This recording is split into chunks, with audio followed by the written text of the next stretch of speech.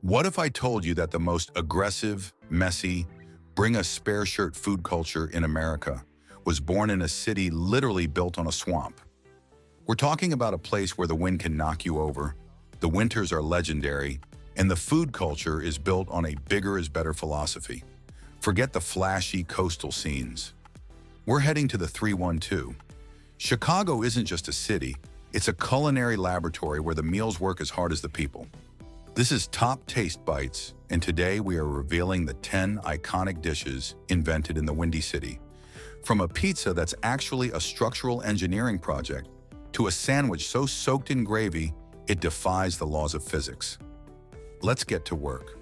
1. Deep dish. The pizza casserole. In 1943, Pizzeria Uno changed the world by asking, what if pizza was a pie? Unlike the thin slices of New York, the Chicago deep dish is built in reverse. This is structural flavor engineering. The buttery crust is pressed into a high-walled pan, creating a sturdy bowl. Then comes the reverse build. A massive layer of sliced mozzarella goes in first, followed by raw toppings like sausage patties. It's finished with a thick, chunky tomato sauce on the very top. Why? To prevent the cheese from burning during the 45-minute bake. It's not a snack, it's a survival tactic for a Chicago winter. 2.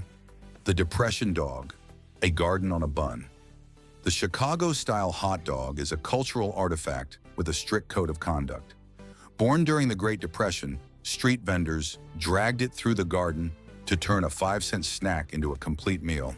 The DNA, an all-beef frank, poppy seed bun, yellow mustard, neon green relish, chopped onions, tomato wedges, a pickle spear, sport peppers, and a dash of celery salt. But there is a forbidden fruit, ketchup. In Chicago, putting ketchup on a hot dog is culinary treason. The toppings provide the sweetness. You don't need the sugar sauce. 3. Italian beef, the Italian stance. The undisputed king of the working-class lunch. Born in the early 20th century as a stretch meal for immigrant wedding banquets, families needed to make a few cheap, tough roasts, feed 100 guests. By slow simmering the beef in garlic, oregano, and secret spices, then slicing it paper thin, they created a mountain-sized feast. The true ritual is the wet factor. When you order it dipped, the entire sandwich, bread and all, is plunged into a vat of hot gravy, au jus. It becomes a savory, structural nightmare that requires the Chicago stance, leaning forward at a 45-degree angle to keep the juice from ruining your shoes. 4. The Palmer House Brownie, the handheld revolution.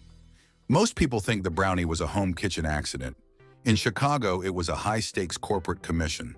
In 1893, Bertha Palmer needed a dessert for the World's Columbian Exposition that was portable and ladylike, smaller than a cake, richer than a cookie. The Palmer House pastry chef invented a dense, fudgy chocolate square that ignored the fluffy textures of the time. To make it truly decadent, he packed it with walnuts and coated it in an apricot glaze. 130 years later, you can still order the exact same recipe at the Palmer House Hilton. 5.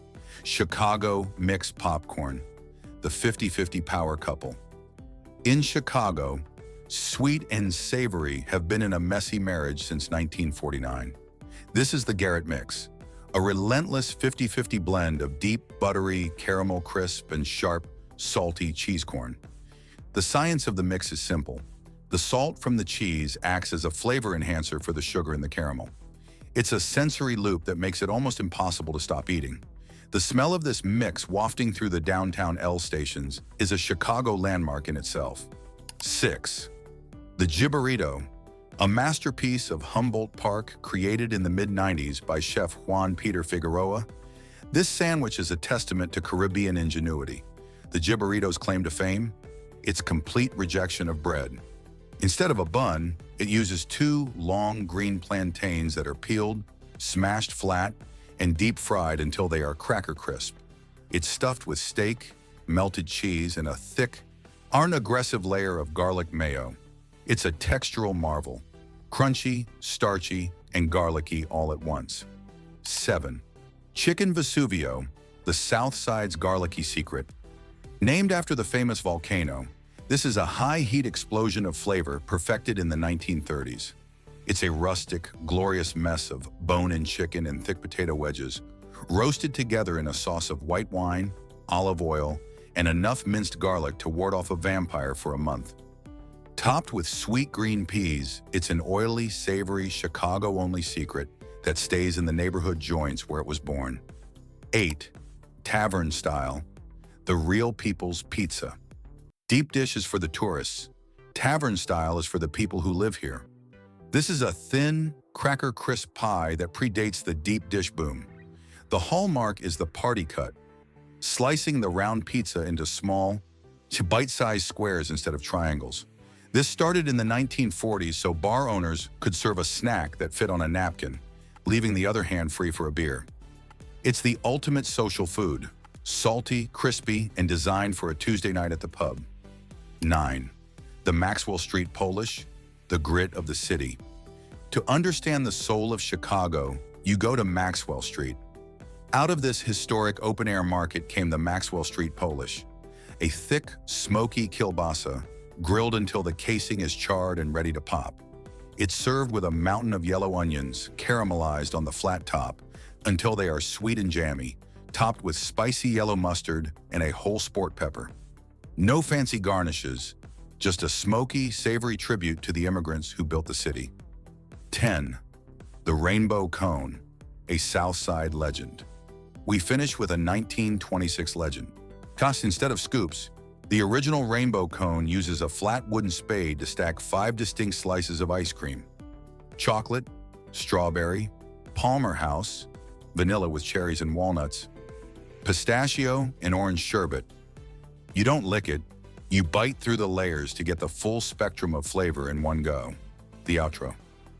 Chicago's menu is a map of its people, workers, immigrants, and dreamers who needed their meals to work as hard as they did. From the Depression dog to the Jibarito, this city doesn't do trends, it does legacy. Which of these top taste bites is your first stop in the Windy City? Let us know in the comments. Subscribe for more flavor revealing. Stay curious, stay hungry, and we'll see you at the next map.